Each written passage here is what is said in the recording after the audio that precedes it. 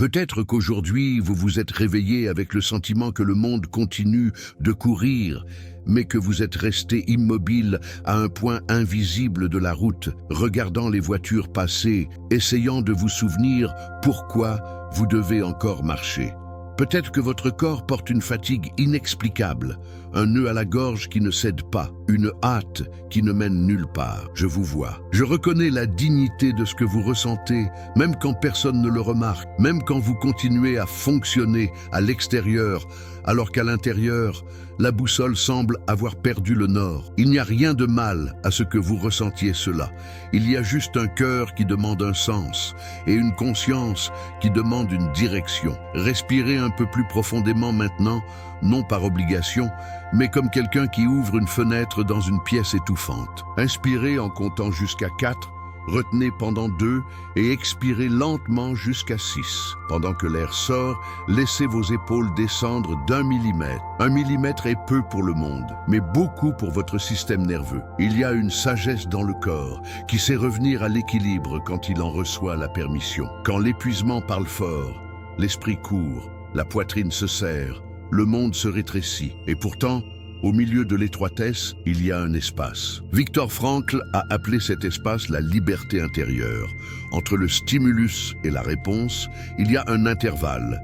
Et dans cet intervalle réside votre attitude. Peut-être que les circonstances ne changeront pas maintenant, peut-être pas demain, peut-être que cela prendra du temps. Mais ici, en cet instant, il y a un territoire que personne ne peut vous prendre. Ne confondez pas le sens avec l'anesthésie. Ne confondez pas le but avec l'euphorie. Le sens n'est pas une promesse de bonheur constant. Ce n'est pas un ciel sans nuages tous les jours. Le sens est une direction. C'est un axe silencieux qui réaligne le corps et l'âme vers la valeur la plus élevée que vous choisissez d'honorer. Et quand une valeur est honorée, quelque chose s'apaise à l'intérieur, même si la tempête continue à l'extérieur. Vous n'avez pas besoin de résoudre toute votre vie ce soir. Vous avez besoin de toucher le fil de ce qui est vrai pour vous, même si c'est un fil ténu. Le ténu conduit aussi la lumière. Le ténu réchauffe aussi. Peut-être avez-vous essayé tous les raccourcis. Travailler plus, plaire plus, acheter plus, vous distraire plus. C'est humain. Le cerveau cherche le soulagement quand la douleur serre. Mais le soulagement n'est pas la guérison. Le soulagement est un bref repos. Et la guérison commence quand la douleur reçoit un sens, quand elle cesse d'être une ennemie et devient une enseignante. Il ne s'agit pas de romantiser la souffrance, il s'agit de la dignifier. Frankl nous rappelle que la souffrance cesse d'être souffrance quand elle trouve un sens. Et le sens, ici, signifie une réponse. Comment vous décidez de répondre à ce que la vie vous a apporté, non pas à ce que vous désiriez, non pas à ce qui serait plus facile, mais à ce qui est là maintenant, entre vos mains, demandant votre attitude. Placez votre main au centre de votre poitrine un instant. Ce geste simple envoie un message au corps. Nous sommes suffisamment en sécurité pour ressentir. Pendant que la paume touche la peau ou le vêtement, donnez un nom à une valeur que vous respectez. Vérité, miséricorde, courage, fidélité, responsabilité, sérénité. Pas besoin d'être parfait, pas besoin d'être définitif. Juste un nom qui vous rappelle qui vous êtes quand vous êtes le plus aligné avec le meilleur de vous-même. Quand nous nommons une valeur, nous créons un chemin. L'anxiété reste de l'énergie, mais l'énergie avec un chemin devient mouvement. Et le mouvement avec une direction devient mission. Il se peut qu'une partie de vous dise « Je voulais un signe de l'univers ». Considérez que le signe peut être la demande même de la vie qui frappe à votre porte ordinaire, dans le café que vous préparez, dans la conversation que vous évitez, dans le soin que vous reportez, dans l'honnêteté que vous savez devoir choisir. La spiritualité pratique a souvent des mains simples, faire la vaisselle avec présence, parler avec respect quand on a envie de couper court, se reposer sans culpabilité quand le corps le demande, dire « je suis désolé » quand l'orgueil serre la gorge. Le sacré se présente souvent par des gestes discrets. Ce n'est pas le projecteur qui fait la scène, c'est l'intégrité de l'acteur quand personne ne regarde. Il y a aussi l'esprit qui questionne « mais je n'en ai pas envie, c'est normal ». L'envie dort parfois quand la douleur prolonge la nuit. Ne vous battez pas avec elle, agissez en centimètres, pas en kilomètres. La neuroscience émotionnelle nous montre que de petits actes cohérents déclenchent de nouvelles voies d'attention, de nouvelles associations, de petits changements chimiques qui, répétés, deviennent un chemin. Quand vous respirez plus longtemps, le cœur communique mieux avec le cerveau. Quand vous choisissez une attitude alignée sur une valeur, même avec peu d'envie, le corps apprend une nouvelle mémoire. La répétition est le langage du cerveau. La répétition est le langage de l'âme. La répétition est comme celui qui prie en marchant. Un pas, un autre mot. Permettez-vous de reconnaître le deuil des choses qui n'ont pas été. Il y a des adieux silencieux que personne n'applaudit. Il y a des rêves qui s'en vont sans fête de clôture. Donnez-leur une minute de respect en vous. Le deuil est la forme de l'amour quand quelque chose change de place. Et pourtant, même en honorant le deuil, il y a un fil de choix. Ce n'est pas ce que la vie vous fait. C'est ce que vous faites avec ce que la vie vous fait. Le choix peut être minime. Se lever, ouvrir la fenêtre, boire de l'eau avec attention, répondre avec moins de hâte, ne pas dire le mot qui blesse, écrire une ligne de gratitude. Les petits choix sont des graines. Les graines ne semblent pas grandes, mais elles portent des forêts. Peut-être direz-vous, j'ai déjà essayé, je vous crois. Et pourtant, je vous invite à ajuster l'entraînement. Essayez plus petit, essayez plus doux, essayez plus présent. Le perfectionnisme exige des résultats. La responsabilité demande de la cohérence. La responsabilité n'est pas un fardeau, c'est la liberté appliquée. Quand vous choisissez d'être fidèle à une valeur par un petit geste vérifiable, vous vous renforcez l'idée « je peux répondre ». Et quand l'esprit entend « je peux répondre », le corps se redresse un peu et l'esprit se souvient de qui il est. Ce n'est pas de la magie, c'est de la culture. Ce n'est pas un spectacle, c'est de l'artisanat. Ce n'est pas un cri, c'est un murmure qui insiste. Remarquez comment, même maintenant, quelque chose en vous observe, avec plus de clarté. Cet observateur silencieux est un port. C'est là que réside la foi raisonnable. Cette foi sans fanfare. Croire qu'il vaut la peine de s'aligner sur ce qui est vrai, même si la récompense n'est pas immédiate, même si personne ne voit. Même si le public, c'est vous devant le miroir. Vous pouvez l'appeler conscience, esprit, étincelle, moi profond. Donnez-lui le nom qui vous touche. Le nom n'importe pas autant que le geste de revenir à cet endroit. Revenir, revenir, revenir. Chaque retour ouvre 1 millimètre d'horizon. Des millimètres à l'intérieur, des kilomètres plus loin. Maintenant, faites un pacte avec votre journée d'aujourd'hui, pas avec toute la semaine, pas avec le reste de votre vie. Avec aujourd'hui, choisissez une valeur, choisissez un geste. Écrivez mentalement une courte phrase que vous pourrez accomplir dans les 24 prochaines heures. Quelque chose de simple comme « J'appellerai cette personne et je serai honnête. Je marcherai 15 minutes et je remercierai à voix basse. Je terminerai cette tâche et je la livrerai avec soin. Je demanderai pardon sans me justifier. Je ferai 5 respirations avant de répondre. Ce pacte est votre lampe de chevet quand la nuit s'épaissira. Il n'illumine pas la ville, mais il illumine la chambre. Et quand la chambre s'éclaire, le corps trouve le chemin de la porte. Si l'esprit demande « Et si j'échoue ?» Répondez avec gentillesse « Alors je recommence ». Recommencer est un art spirituel, autant qu'un ajustement biologique. Il y a de la plasticité dans le cerveau pour réapprendre, il y a de l'humilité dans le cœur pour essayer à nouveau, il y a suffisamment de grâce dans l'univers pour celui qui revient au centre. Aucune crise n'a l'autorisation de confisquer votre dernière liberté. Même si pendant un temps vous marchez entre des murs, il y a encore de l'espace entre les barreaux et c'est dans cet espace que réside votre réponse. Respirez et rappelez-vous, vous n'êtes pas seul. L'univers vous écoute. Et le sens vous attend. Enfin, posez les pieds sur le sol, sentez le contact, sentez le poids, sentez la vie circuler. Ramenez à la mémoire une image simple de ce qui est important pour vous. Un visage aimé, un souvenir d'intégrité, un engagement pris, un travail qui vous honore. Permettez à cette image de réchauffer votre poitrine comme quelqu'un qui approche ses mains d'un feu de camp. Ne vous pressez pas d'expliquer, restez juste quelques secondes. Restez, restez. Et quand vous ouvrirez les yeux, emportez avec vous cette phrase pour traverser ce qui viendra. Aujourd'hui, je choisis une attitude qui honore ma valeur. Il est possible que rien ne change à l'extérieur maintenant. Il est possible que cela prenne du temps. Mais à l'intérieur, la source vient de bouger de quelques millimètres.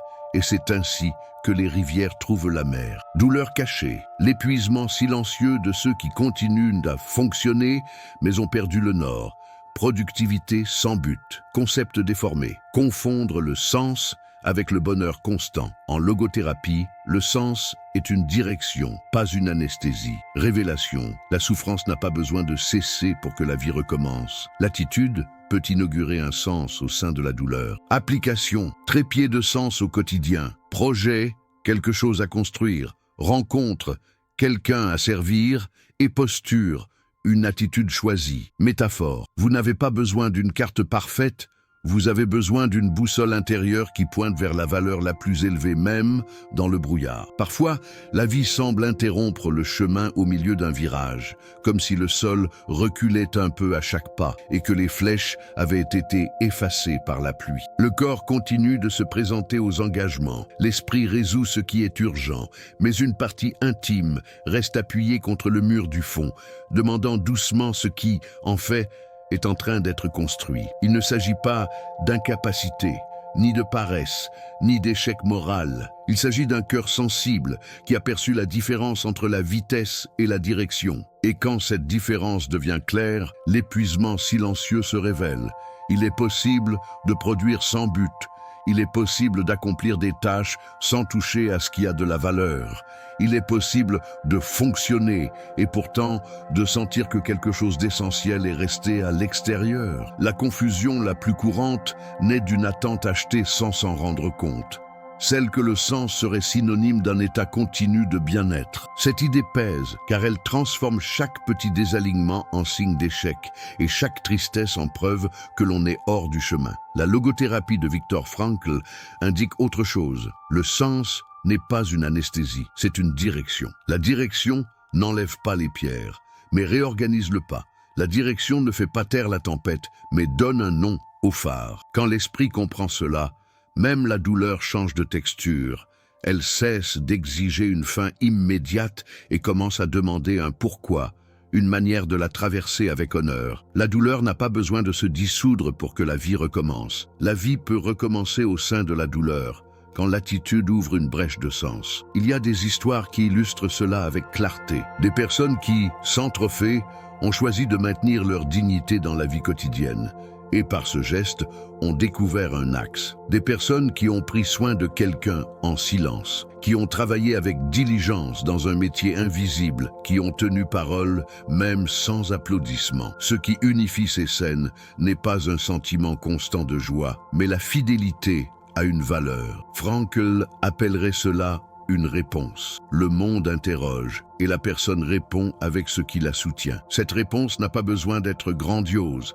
Elle demande avant tout de la cohérence. La cohérence allume une petite flamme tenace qui résiste au vent. Quand la nuit est longue, un trépied aide à ne pas tomber. Projet, rencontre, posture, projet, non pas comme une promesse de grande réalisation, mais comme quelque chose de concret à construire, de la taille qui convient à la semaine et à l'énergie disponible. Rencontre, non pas comme une performance sociale, mais comme une présence vraie devant quelqu'un qui bénéficie de votre existence, même si c'est par un bref geste. Posture, non pas comme un masque, mais comme une attitude choisie pour traverser le même scénario avec un autre esprit. Ce trépied n'élimine pas la fatigue, mais offre à l'âme 3 points d'appui qui rappellent chaque jour, qui répond à l'intérieur, même si rien ne change à l'extérieur. Les jours de brouillard, les cartes deviennent moins utiles. Chaque virage semble identique et la vue courte fait paraître le chemin plus long qu'il ne l'est. C'est pourquoi l'image de la boussole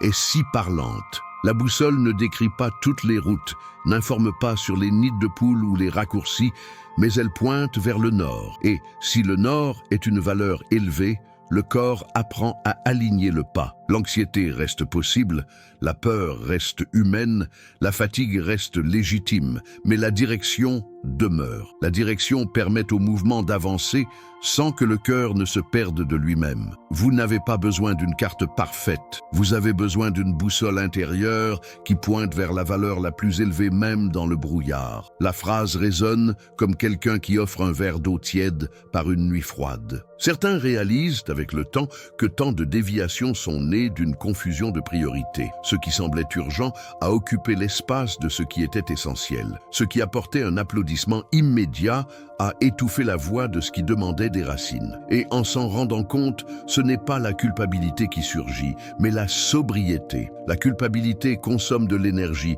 et serre la poitrine. La sobriété libère de l'énergie et ouvre les yeux. La sobriété permet une sorte d'inventaire silencieux. Qu'est-ce que, de tout ce que je fais, porte ma valeur la plus élevée? Et qu'est-ce qui ne fait que gaspiller mes forces? Cet inventaire n'a pas besoin de se faire en une seule fois. Il suffit qu'il commence.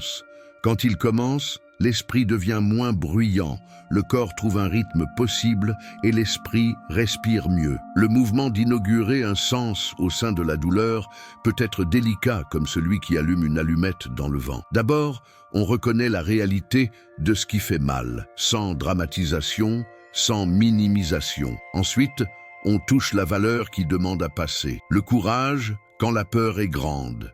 La fidélité, quand la tentation de fuir est constante.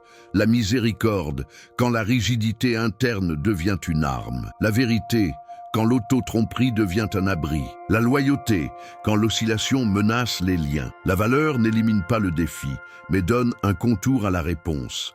Et la réponse, répétée avec tendresse, construit une histoire. Les histoires sont faites d'actes minimes, répétés avec sens. Dans de nombreuses biographies discrètes, il existe un projet mineur qui soutient le cœur plus grand. Un carnet avec des notes d'apprentissage. Un jardin entretenu dans les interstices. Un objet réparé avec patience. Une lettre écrite à la main. Un travail livré avec honnêteté, même quand personne ne le contrôlerait. Ce sont des scènes qui ne deviennent pas virales, mais qui créent un sol fiable. La rencontre, quant à elle, a lieu lorsque la présence cesse d'essayer d'impressionner et commence à alléger le fardeau de l'autre. Et la posture, enfin, apparaît lorsque, face au même problème, la personne choisit une attitude qui ne blesse pas ses propres valeurs. Projet, rencontre et posture. Trois mots qui semblent simples, mais qui, combinés, se transforment en une boussole vivante. La neuroscience émotionnelle aide à comprendre pourquoi la répétition cohérente modifie l'expérience interne. Le système nerveux a tendance à reproduire des schémas qui se confirment quotidiennement. C'est pourquoi de petits actes cohérents, calibrés sur la valeur choisie, fournissent au cerveau de nouvelles preuves. Des preuves qu'il existe encore une agence, qu'il existe encore de l'attention, qu'il existe encore une vérité possible dans la vie quotidienne. Avec le temps, l'association entre défi et réponse de valeur devient plus rapide. L'intervalle entre le stimulus et la réponse s'élargit suffisamment pour que la liberté intérieure trouve sa place. C'est dans cet espace que réside la dignité. Certains appellent grâce ce qui se produit lorsque, même sans grands changements externes, une sérénité discrète commence à naître. Ce n'est pas du conformisme, ce n'est pas de la passivité. C'est la paix qui surgit lorsque le pas s'aligne sur la direction, même si le chemin reste escarpé. Cette sérénité n'exclut pas les larmes, elle les accueille, elle n'éteint pas la nuit. Elle allume de petites lumières, elle ne crée pas de raccourcis, elle renforce les genoux. Et ainsi, ce qui semblait être un effondrement total se révèle aussi comme un carrefour fertile, un point où la vie demande avec fermeté « Quel est votre nord ?» Quand la réponse trouve une valeur, tout le corps comprend. Au fond, la question qui résonne n'est pas de savoir comment échapper à tout, mais comment rester entier tout en traversant ce qui est inéluctable. La direction ne promet pas la facilité, elle promet le sens. Et le sens, ici, reste cette expérience de se reconnaître auteur de sa propre attitude, même dans des circonstances que l'on n'a pas choisies. À partir de cette reconnaissance, chaque geste compte à nouveau. La brique posée dans le projet possible, la présence qui soulage dans la rencontre vraie.